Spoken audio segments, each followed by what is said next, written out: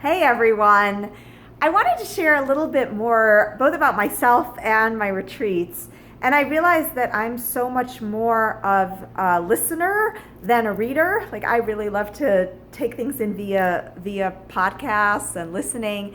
And so I thought I would share with you a little bit about myself and my retreats in my own words and give you a chance to listen. So let's start with kind of what guides my life. I was a congregational rabbi for 8.5 years, and one of the beautiful gifts of that experience was the reminder that as humans, we are both so strong and so fragile.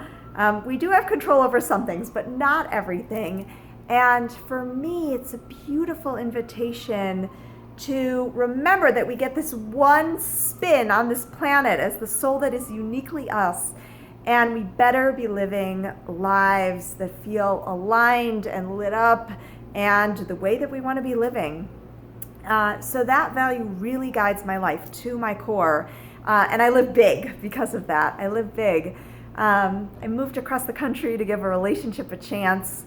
That didn't go all the way I thought it would. It's all going to be part of an amazing memoir someday. I left a job that was really wonderful, that I loved in many ways, but that I also felt called to try new adventures and continue to push myself and to work for myself.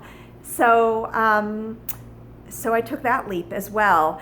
It's a value that really guides me. That's a little bit about myself. I'd like to share too kind of about how I structure my retreats and I think what makes them special.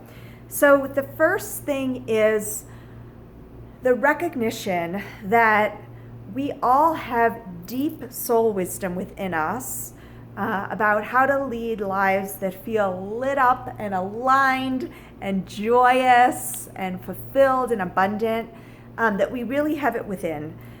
But that because we live in a society that bombards us constantly with so much, that we don't often have the quiet and the spaciousness truly to tap into that.